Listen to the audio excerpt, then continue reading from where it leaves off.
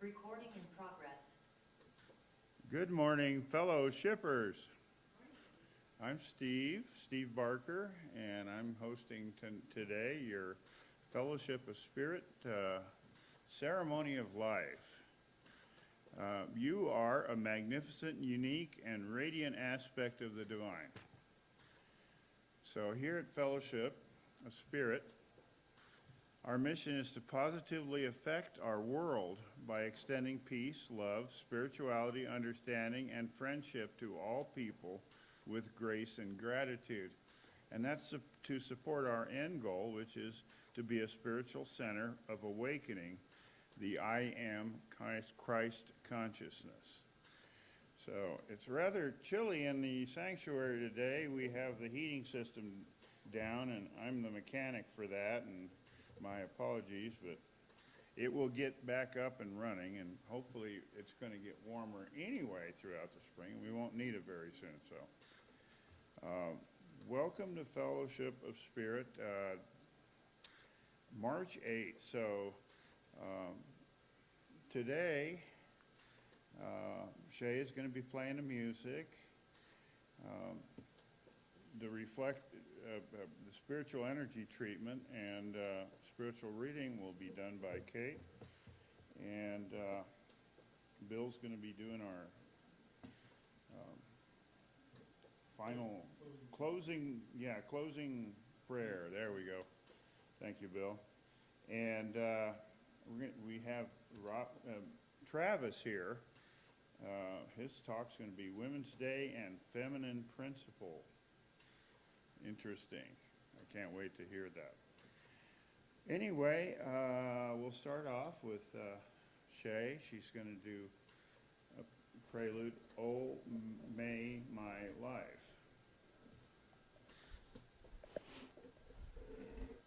I really don't need this thing, do I?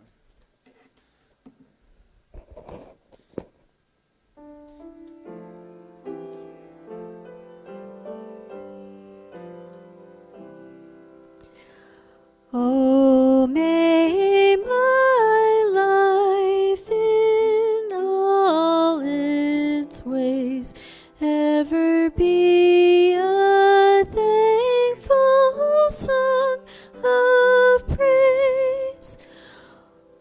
Oh, may my life in all its ways ever be a thankful song of praise.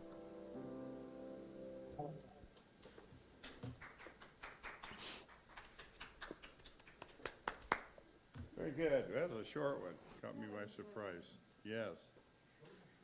Short and sweet. Okay. I guess we're going to do an opening prayer. And I guess since we don't have anybody else to do it, I'm going to do it. So here we go. Mother, Father God, please help us, bring us together, keep us together, and show us how we can continue to enjoy our spirituality in your presence and with the Christ, I am Christ consciousness that you have led us to understand through your Son, our brother, Jesus. And we're so proud to be your children and have this opportunity to express our own will and make it yours. Amen.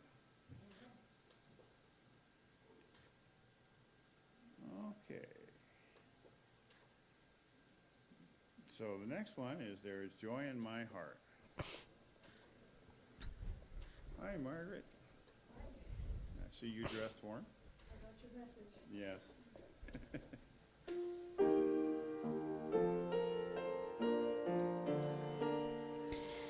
There is joy in my heart and a smile on my face, 'cause I love the world.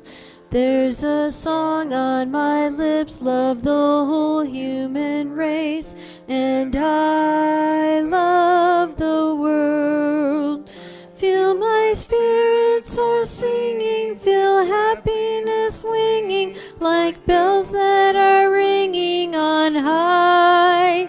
God is here everywhere, joy is filling the air, 'cause I love the world.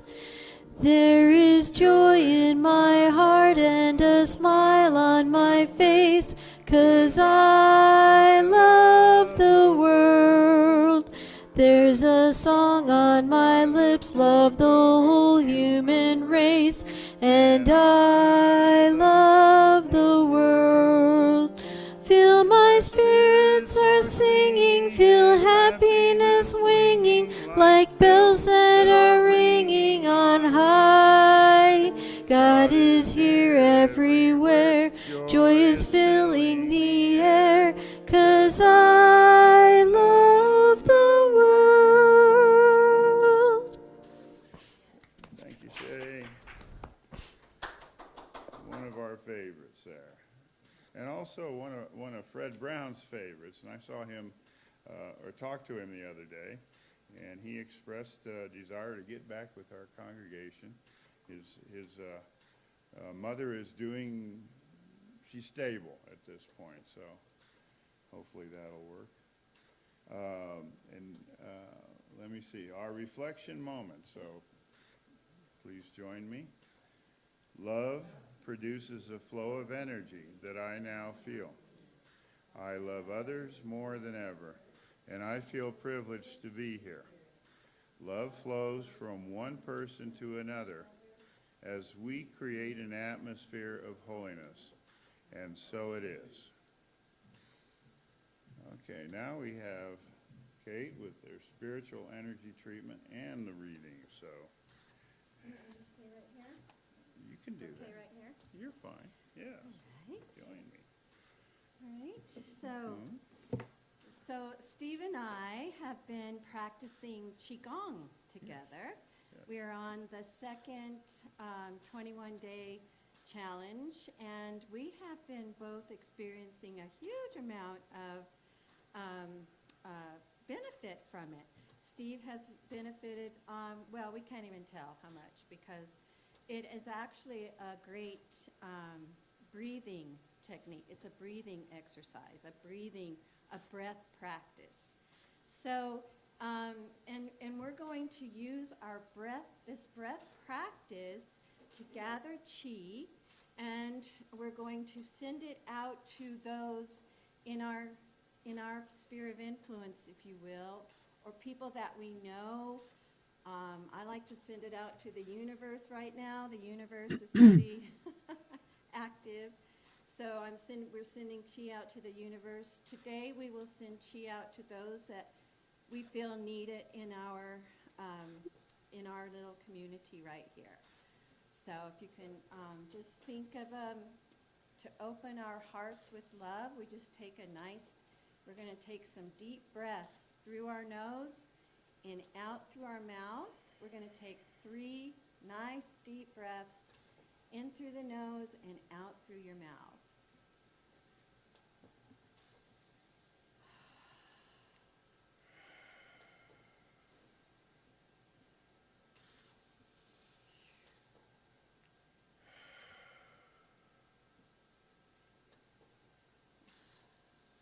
Okay, with this next breath, make sure you've got a smile on your face, a little smile. It activates some nerve centers in your body, and that's all I know about it for right now. I do know it's good. So let's take, and with these next 3 breaths, we're going to bring in qi through the top of our head. With our inhalation, bring it in, and with our exhalation, we're going to send it out.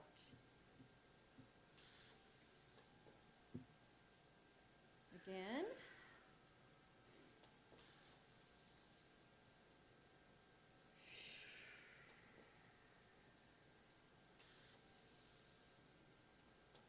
last one.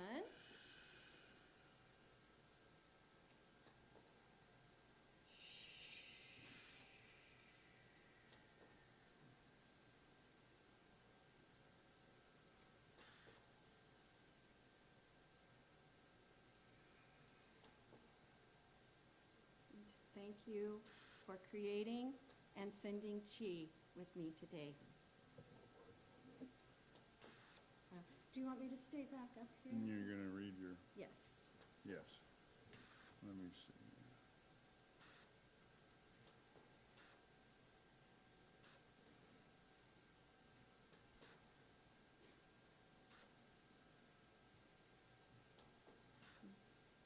Spiritual reading, right? Yes. Okay. So, I have a spiritual reading today, and it's it's a poem from Pablo Neruda, and the reason I chose it is because a friend and I were talking about how fast time is flying these days. I mean, a day just feels like just a few hours, and a week feels, a month feels like a week, and time is just literally just flying. And I remember reading in the Bible, and it said in the last days that God would actually speed up time in order for the elect, for the sake of the elect. And I just thought that was interesting, that about time speeding up. And so I was looking through a website that I get. It's called The Marginalian. And if you're interested, I can give you the site after I read the poem. But this poem is by Pablo Neruda, and it's about time.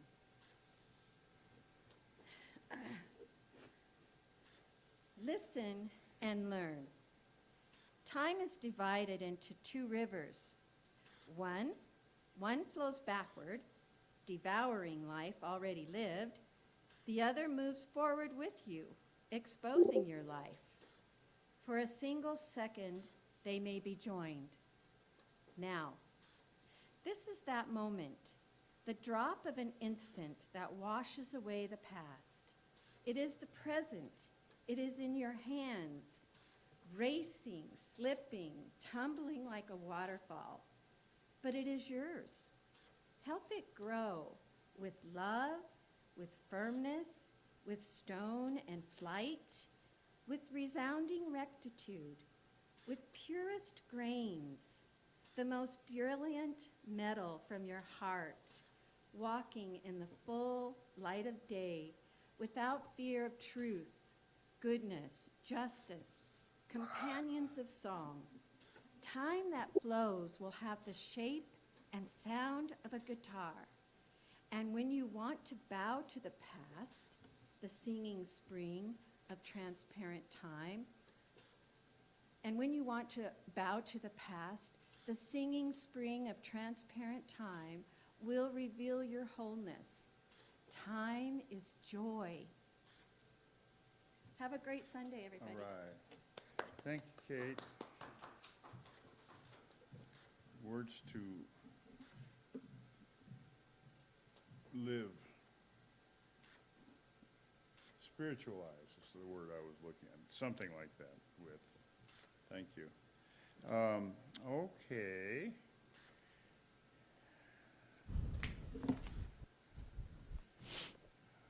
Now we have a song. 165, God is Love.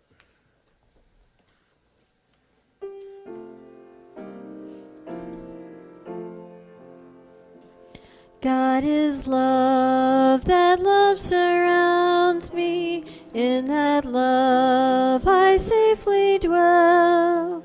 'Tis above, beneath, within me. Love is mine, and all is well.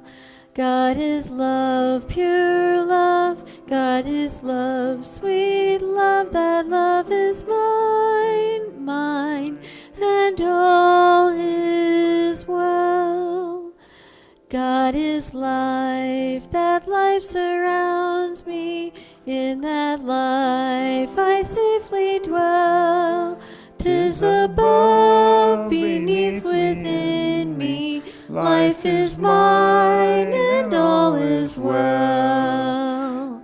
God is life, pure life, God is life, sweet life, that life is mine, mine, and all is well. God is health, that health surrounds me, in that health I safely dwell. 'Tis above, beneath, within me, health is mine, and all is well. God is health, pure health, God is health, sweet health, that health is mine, mine, and all is well. God is peace, that peace surrounds me, in that peace I safely dwell. 'Tis above, beneath, within me, peace is mine, and all is well. God is peace, pure peace, God is peace, sweet peace, that peace is mine, mine, and all is well. Very nice song. I like that. Okay, next up, we have Travis and this intriguing title, Women's Day and Feminine Principle. I think this is Women's Month, and the month before was Black Month, or Black History Month. But Women's Day and Feminine Principle, and I know that there's been a lot of controversy lately about feminism and that in the world, and now we're going to maybe understand it a little bit better. So I turn it over to you, Travis. Thanks for being here. Oh, it is my pleasure, and good morning. I'm hearing myself. Just a minute, I have to turn down the volume there because it's echo that's distracting. Okay, I'm hearing myself in your sanctuary. Well, this is really a rare opportunity because Women's Day comes only once a year, and I speak only once every few weeks. So to be able to speak on a Sunday on Women's Day is bordering on the chance of a lifetime. And so I'm going to enjoy it. In fact, I have been enjoying it because it has motivated me to review some materials that I read in a class many years ago at the Guidance Church in Los Angeles, in a class that was conducted by Reverend Nirvana Gale.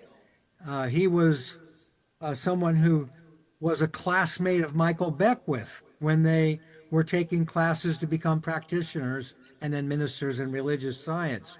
So, boy, it's all taken me back on this golden opportunity. You know, in the 1990s, I got introduced to International Women's Day in Russia and Ukraine, where it happened to be acknowledged and substantially celebrated. I had never heard of it when I arrived in Moscow on the 1st of May of 1991, and I wouldn't hear of it for another 10 months till the next March.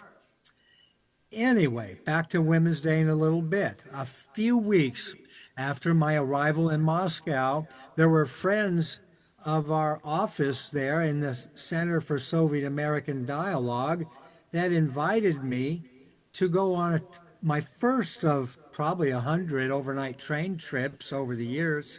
They invited me to go to the city of Novgorod, which means new city, up northwest of Moscow, an overnight train ride away.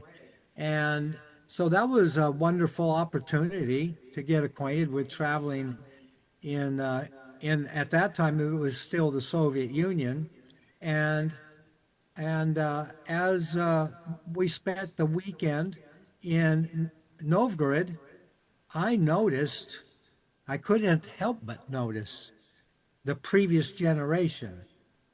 At the time I was going on 44.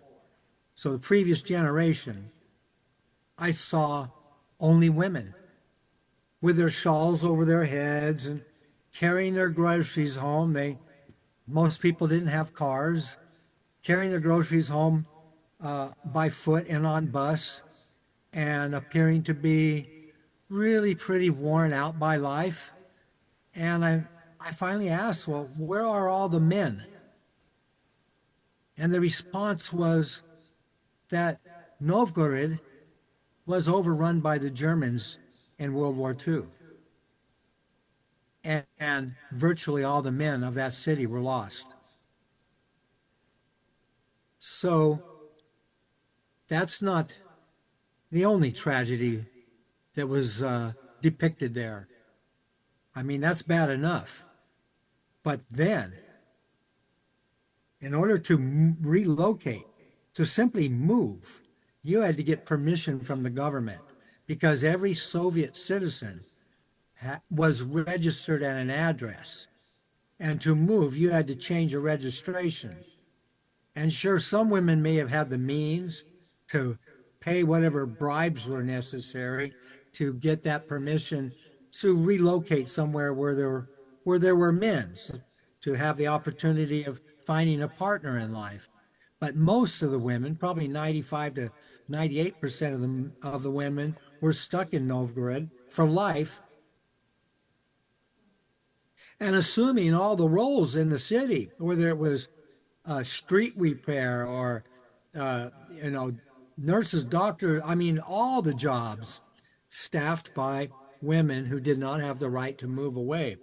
And I began to imagine, after having observed this and being on the overnight train ride back to Moscow, I had plenty of time for reflection, and I began to imagine that the day was coming when the women of all lands would stand united and say to their brothers and husbands and fathers and sons, "It is not acceptable to me for you to aim weapons of war at the homes of my sisters, or to kill the brothers and fathers and sons and husbands of my sisters." And so that was the birth of this vision that I, over time, would come to share with women in my classes, and I'll come back to that. But there, our office, the Center for Soviet American Dialogue, was housed in the Soviet Peace Committee. And it was sometime later that I had occasion to step in this room on the bottom floor and witness the peace talks that were going on. About 25 or more men at this big rectangle of long tables, all these uniformed men having peace talks between, at the time it was Azerbaijan and Armenia, and all these men with their strings of medals hanging down and their ribbons and all kinds of decor and awards from having long histories in combat.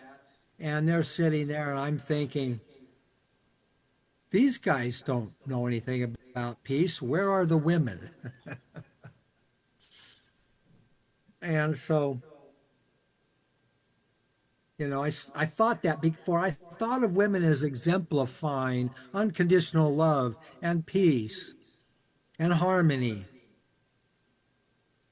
Yes, also wisdom. And as I went through materials preparing for this message, I noticed wisdom was not really listed among qualities or attributes of feminine principle.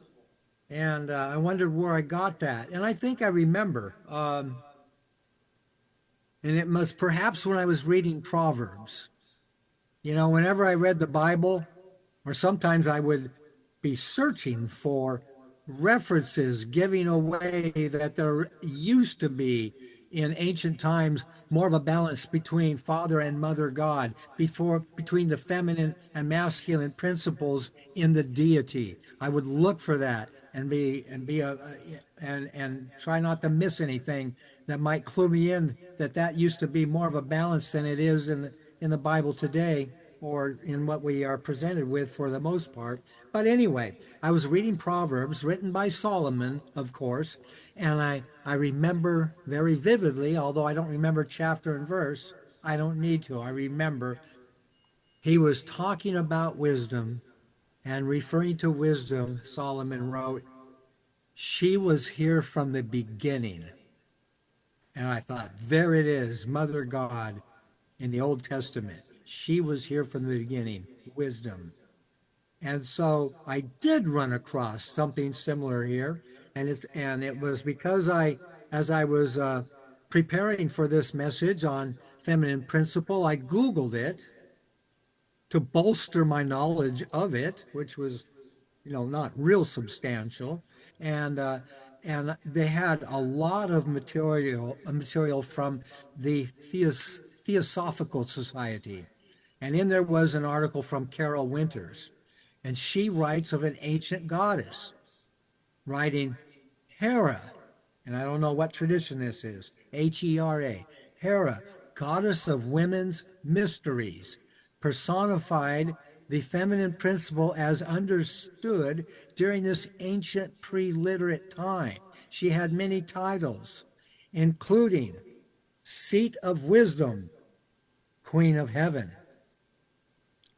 So there it is, Seat of Wisdom, and I was pleased to see that somebody else thought of feminine principle as involving wisdom. Anyway, growing up, we're changing topics a little bit here about my history of the company of men and boys. And I'm thinking about the time growing up in junior high school and high school as a shy and withdrawn fellow in locker rooms. And I took a dim view of and had no appreciation for the childish, immature, and rude locker room banter. There was vulgarity. These antics of my classmates were not for me. And sure, I was immature too, but unlike them, too many men stayed anchored in this way of being, not only long into adulthood, but maybe all the way through their adulthood.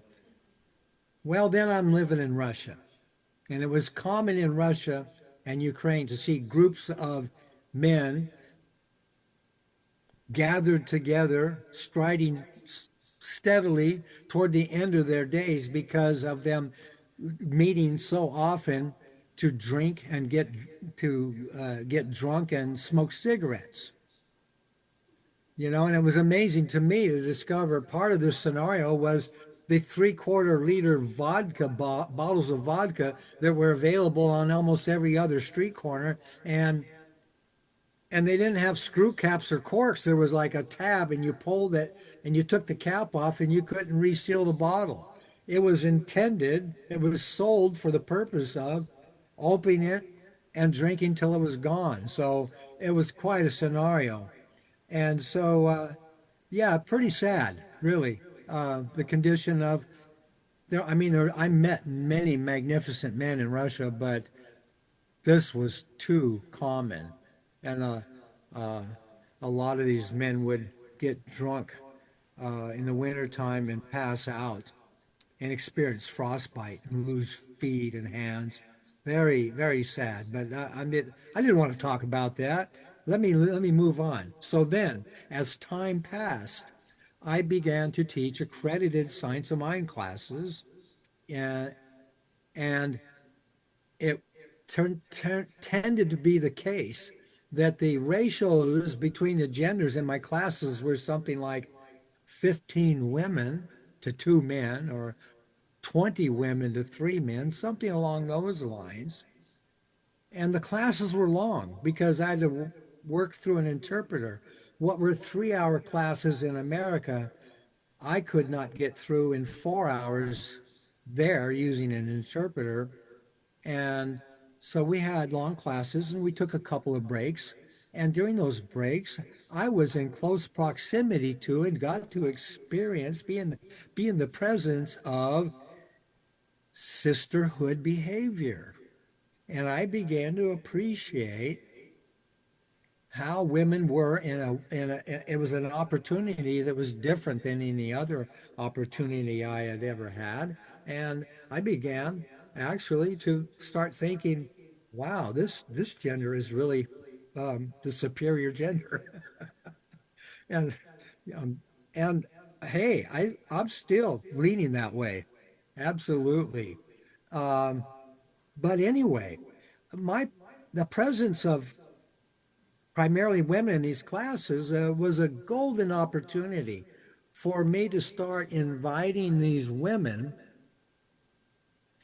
to imagine women taking their rightful places and positions of power, authority, and influence in their society. You see, because here I had a different perspective, which was new to them. I shared with them that in America, we have congressmen and senators and university presidents and lawyers and governors and mayors that are maybe it's not yet come, certainly it hasn't come into balance with the number of men in those positions, but there were substantial numbers of women in these positions of influence and authority. And so I shared that with them, that they could look ahead to changes and transformation in their society so that women would be able to be in these roles and give a woman's perspective, bring some feminine principle into activities and give it more prominence. I'm talking about a vision of them. Oh, and by the way, in doing this, I also shared my vision that I mentioned earlier about the women in different lands and the message to their husbands and sons and fathers and brothers. So it was fine opportunities many times over the years, because whenever I spoke, it seemed to be 95% or 90% women.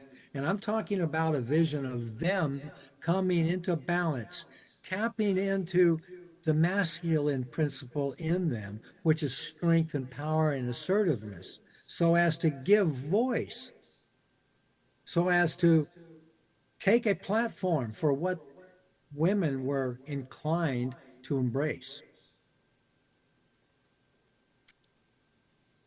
So I turned to the glossary from the Science of Mind textbook by Ernest Holmes and looked up feminine principle. And what he had to say was the universal soul. In man, the subjective or subconscious intelligence, the universal medium. You know, we often talk about that as soil, the soil for the seeds to grow that come from our ideas. He says it's soul. It has been called the womb of nature and the Holy Mother because it is receptive to spirit and is therefore the feminine principle of nature. And it's important to remember, when it's receptive to spirit, it's not, that receptivity is to the masculine principle of spirit, which has full potential to show up in all people, men and women. And so I thought I ought to look at what he says about masculine principle, and it said the assertive principle of being, the self-conscious, self-propelling power of spirit. Well, it can't be self-propelling unless the feminine principle receives the idea, lets it cook and stew and eventually show up in our experience. He goes on to say the masculine principle is the self-assertive spirit in either God or people. Ernest Holmes said man, but he wrote this 100 years ago. We've we've started to change when he says man to people or persons. So another take on this is from, and I mentioned her a few minutes ago, another take on this is from an article called The Feminine Principle, An Evolving Idea by Carol Winters.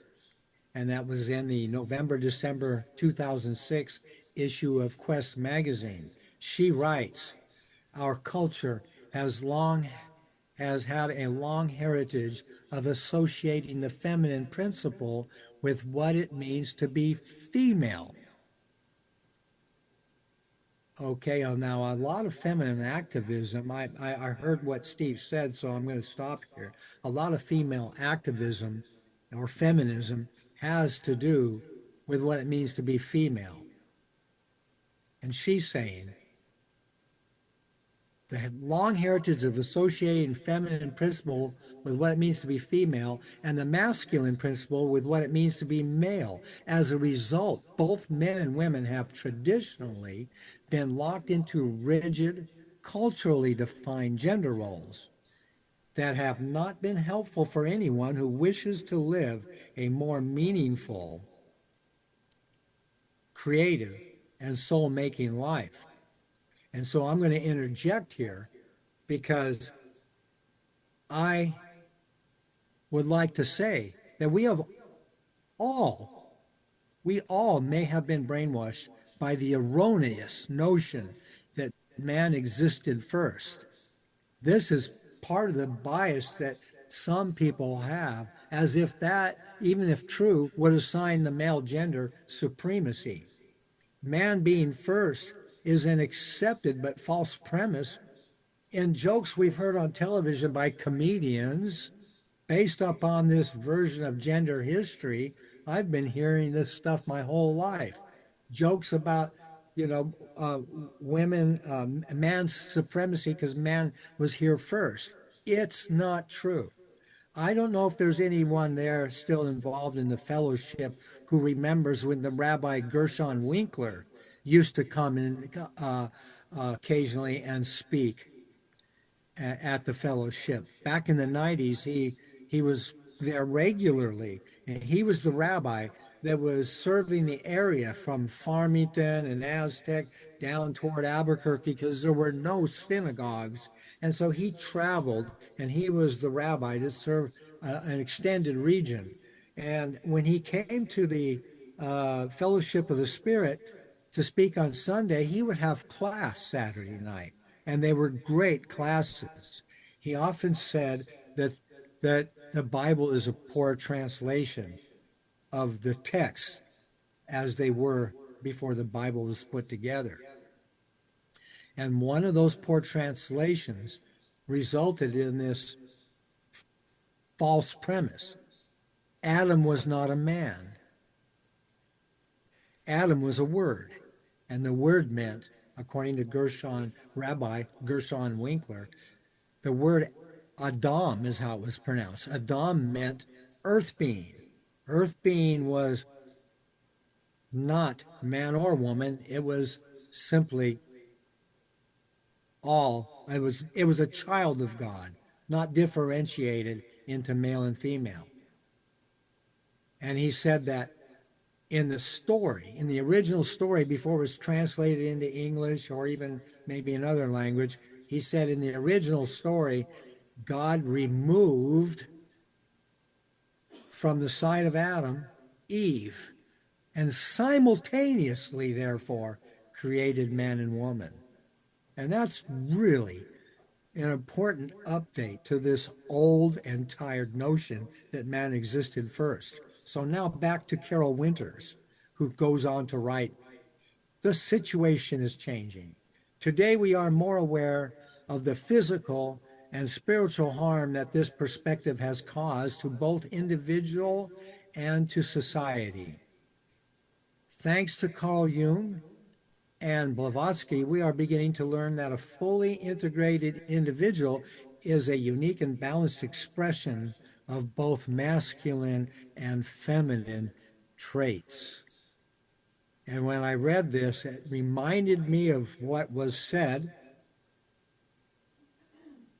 by Rama Vernon, the director of the Center for Soviet American Dialogue, when here in Southern California, she had interviewed me and selected me to replace someone as a volunteer in her office in Moscow. And she was briefing me to go to work in her office at the Peace Committee, and she told me there was a reason that Russia was called Mother Russia. She said it's because it's the seat of the soul. Intuition is highly developed. And so just before I went to Russia, I remember reading something from research, I think at UCLA, that you can develop intuition by when you have a hunch, or when something occurs to you that you ought to do, or call someone and you discover that it was so timely, that it was actually an essential thing that you were guided to do, that the UCLA research said that if you acknowledge that intuition like this, yes, this is how life works. I am guided. I know what to do. When you do that after these instances, it encourages and enhances the intuitive faculty. Remember, it's often called a woman's intuition because it's more pronounced generally among women, but it has full potential to be a faculty of men as well. And in fact, when I was living in Russia, I would have to go to a market where off of Gorky Street, I would have to get off the bus and walk about 4 blocks to the market. And that's where I would buy my produce and grains. And those buses did not run very often.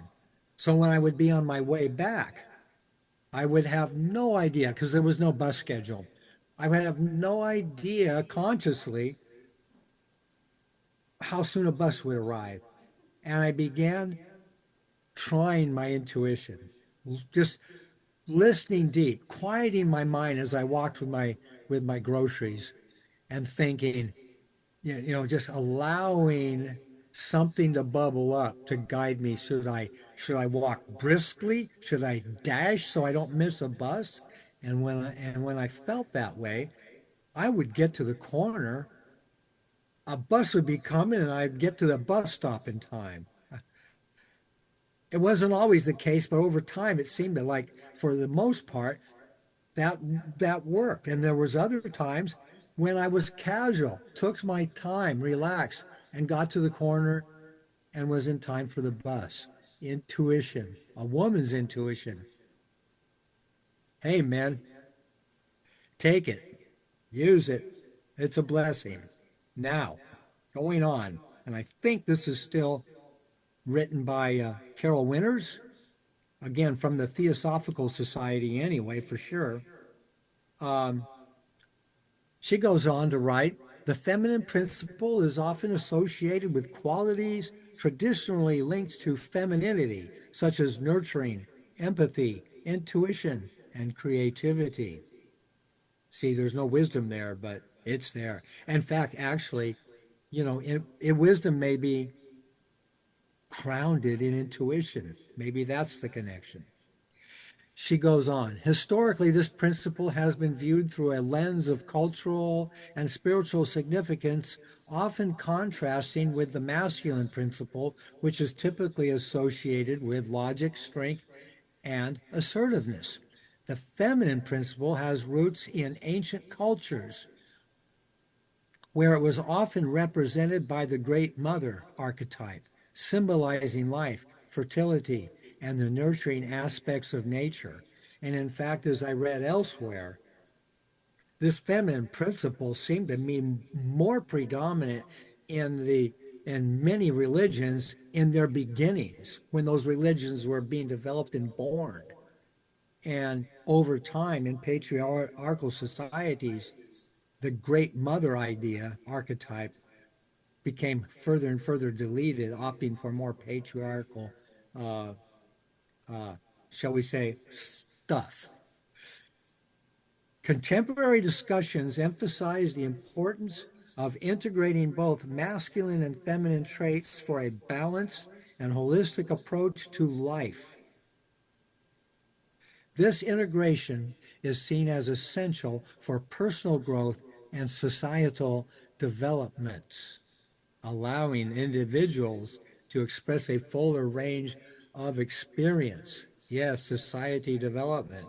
That's why I'm leaning on these Russian ladies in my classes to get on board and be a part of the transformation. So now I want to go to Mary Magdalene. This is one of the books that we had studied in the class I had with Reverend Nirvana. It's The Meaning of Mary Magdalene, Discovering the Woman at the Heart of Christianity by Cynthia Bourgeault. Those French, they spell O-E-A-U-L-T. What are they doing? Anyway, it's a great book. It's a fabulous book. And there's reference, I'm going to be referencing the Gospel of Mary. Now, the Gospel of Mary, a lot of people think it was part of the Nag Hammadi, is that what it is? Nag Hammadi find, the Dead Sea Scrolls, but it was not. The Gospel of Mary was actually discovered by a German collector in an antiquities market in Cairo, almost a half century before the Dead Sea Scrolls were found. And these were found by this German fellow in 1896. And under the section that says the New Mary Magdalene Gospels, they reference the Gospel of Thomas. And it says, in the Gospel of Thomas, Mary Magdalene appears in only 2 places. Being recorded. But they are important ones. I'm sorry, what? Oh, in the Gospel, okay, I'll begin again. In the Gospel of Thomas, Mary Magdalene, Susan, so they don't move the clocks ahead in Belize. No, they don't. In the Gospel of Thomas, Mary Magdalene appears in only 2 places, but they are important ones. I'm going to go to the second one. It's like the final entry in the Gospel of Thomas. His response to Peter's assertion that, quote, Mary should leave us because women are not worthy of this life, unquote, is not only an explicit, Jesus's response is not only an explicit validation of her spiritual authority, but a powerful summary of his vision of the fully realized human being as one who both integrates and transcends all gender identification. And so I go to another part of the chapter to elaborate upon that under a section that is headed by the quote, lay down no further rules. And it's talking about Jesus in the final lines of his discourse. Jesus reinforces this teaching yet again. His parting instruction to his disciples opens the plea that they remain present within themselves rather than chasing after mirages in the outer world. For, quote, the Son of Humanity already exists within you. Get that? Son of Humanity, not God. I love that Jesus refers to himself this way, making him our brother. The Son of Humanity already exists within you, and those that seek him there will find him, unquote. To remain in continuous union, the kind that Mary Magdalene will shortly demonstrate, is a matter of releasing the outer clamor and tuning in again and again through the homing beacon of the heart. Then, as if all knowing already that this is somehow beyond his followers, he adds a final practical caution. Do not lay down any rules beyond what I have given you, lest you be dominated by them. Oh, well, the Romans did that for us. So we go on into what there were four dialogues, sometimes called scenes, in the Gospel of Mary, and many pages missing, maybe as many as they found. And in dialogue or scene two, goes like this: his students, Jesus' students, grieved and mourned greatly, saying, how are we to go into the rest of the world proclaiming the good news about the Son of humanity's realm? If they did not spare him, how will they ever leave us alone? Mary arose then, embracing them all, and began to address them as her brothers and sisters, saying, do not weep and grieve, nor let your hearts remain in doubt, for his grace will be with all of you, sustaining and protecting you. Rather, let us give praise to his greatness, which has prepared us so that we might become fully human. As Mary said these things, their hearts opened toward the good, and they began to discuss the meaning of the Savior's words. In this second, now that's the end of the text. In this second and crucial dialogue, the predictable happens. The subtlety of Jesus' teaching is lost upon his disciples, who return quickly to their conviction that Jesus is gone and that they are in extreme danger. They have completely missed the point of what he has just recently said. As Mary Magdalene steps forward to encourage them, she demonstrates that she fully understood what Jesus is saying and can apply it to her own life. Well, Jesus knew that she would be that way. That's why he appeared to her first, because she wouldn't freak out. She gets it more than the rest. It said, do not let your hearts remain in doubt, she says, cutting immediately to the spiritual chase. For a heart in doubt, in two-ness, and self-sabotage becomes useless as that organ of alignment. To reconnect to the grace he has promised them is as simple a matter as opening to his presence right then and there in their inmost depths. Quote, for those who seek him there will find him, unquote. And she pointedly reminds them, he has prepared us for this. Now, I'm going to close with something from the section saying becoming fully human, which was the last line of that quote. Yes, that last line was, has prepared us so we might become fully human. To become fully human is a modern translation of the words to become an anthropos, a completed human being. Both here and in the Gospel of Thomas, this notion is at the heart of Jesus' vision of transformation.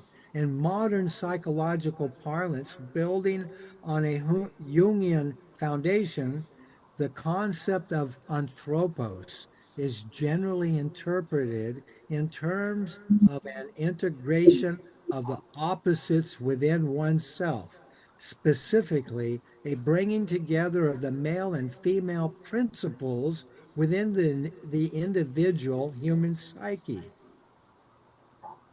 So in, I guess it's pronounced Logian or Logian 22 of the Gospel of Thomas, Jesus lays out what he, in fact, has in mind for this integration of opposites.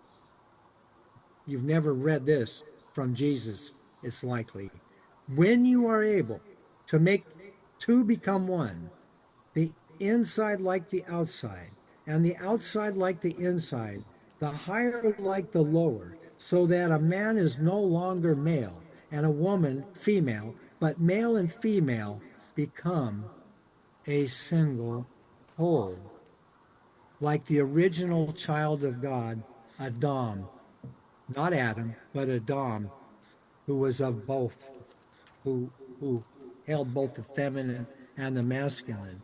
And so, for the men there, I hope you will take this occasion to thank the women in your presence all day today for on Women's Day for what they bring to the world stage just by being here.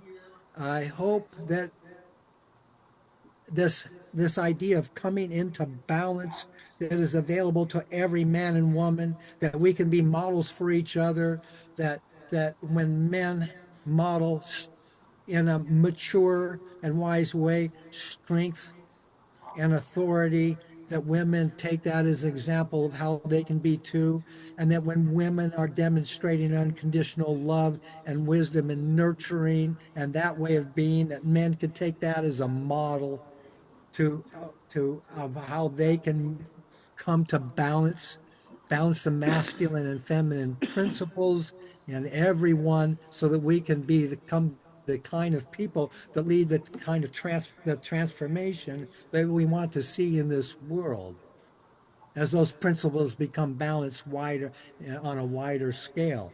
I wish you all joy and peace in your endeavors and on this day, and so it is. Thank you. Thank you, Travis. Very well put. I really enjoy your, especially your ideas about wisdom. I think that wisdom is probably accomplished by joining both the masculine and feminine energies that you're talking about. And I've always alluded to the feminine energies.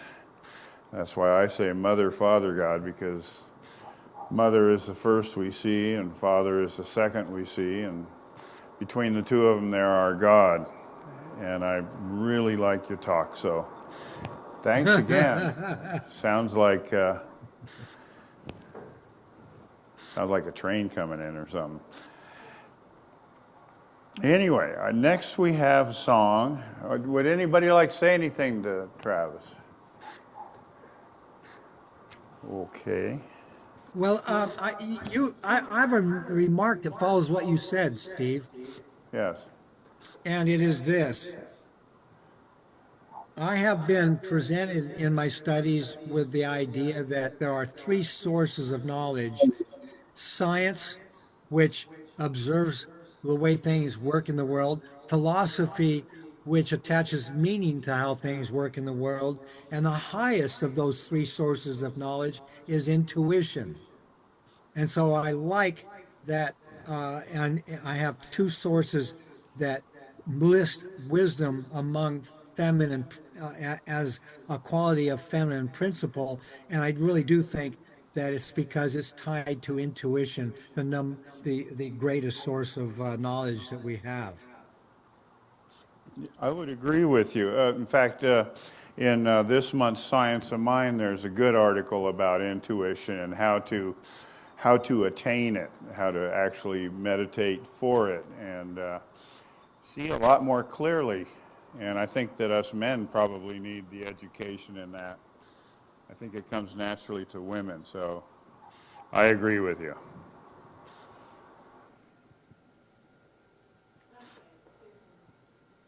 All right, well, thanks again, Travis, and we look forward to your next talk.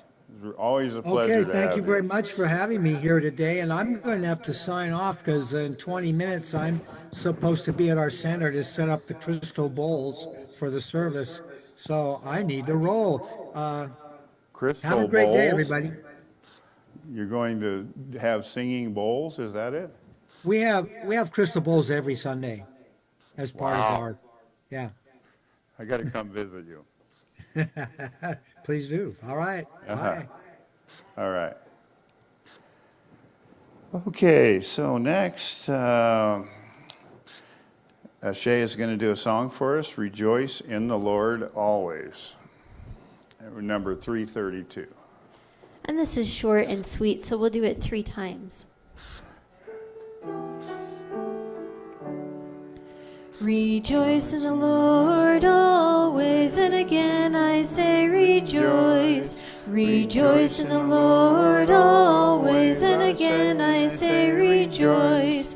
Rejoice, rejoice, and again I say rejoice. Rejoice, rejoice, and again I say rejoice. Rejoice in the Lord always, and again I say rejoice.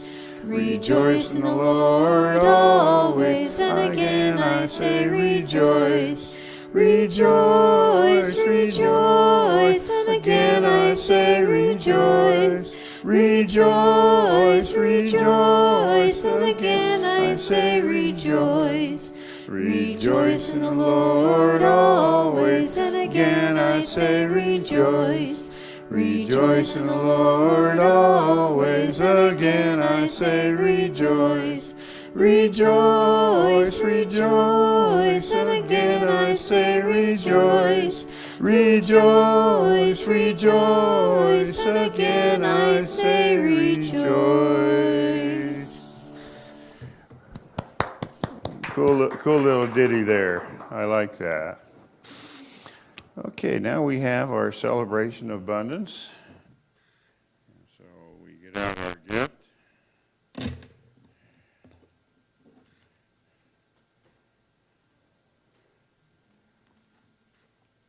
hold it over our heart. Is this thing working? Yeah, okay. And we say, divine love flowing through me blesses and multiplies all that I have, all that I give, and all that I receive through infinity. I am prosperous.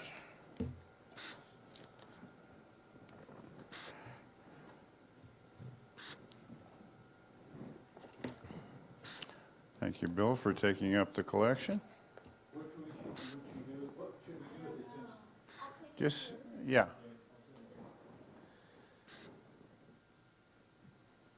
Okay, we have no children today, no young ladies. So announcements from the congregation. We are having a yard sale for May 15th and 16th.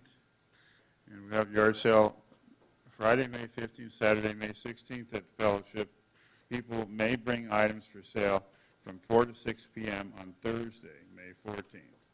Items may be brought Friday morning. Please no books or clothes. Okay. Now I present Bill.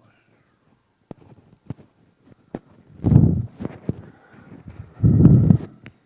you hold that for me? I can, yes. Good morning, everyone. Today's topic is prayer of gratitude. If the only prayer you ever say in your whole life is thank you, that would suffice. Mr. Eckert. Our prayers do not need to be long.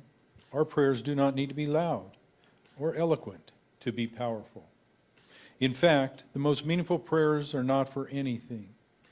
They are simple awareness of all we already have. We quit the fussiness thoughts about the day and cease the yearning for answers. Resting into a focused state of gratitude is the most important prayer we can learn. The walkaway is thank you for this day, for this moment, for all the good in my life right now. And I heard it earlier in your spiritual speech about that we just assume. When was the last time you took a breath and said, thank you, Lord, let me breathe, enjoy life. Y'all have a great week. Thank you. Thank you, Bill. Yes, I remember in one of Wayne Dyer's books that he says he gets up in the morning and kneels by the side of the bed and says 6 words, and those are thank you, thank you, thank you. So probably gratitude is the greatest thing we can express, and the greatest thing we can do towards that is forgiveness. Okay, so we're going to have our closing circle. And sing our way out of here.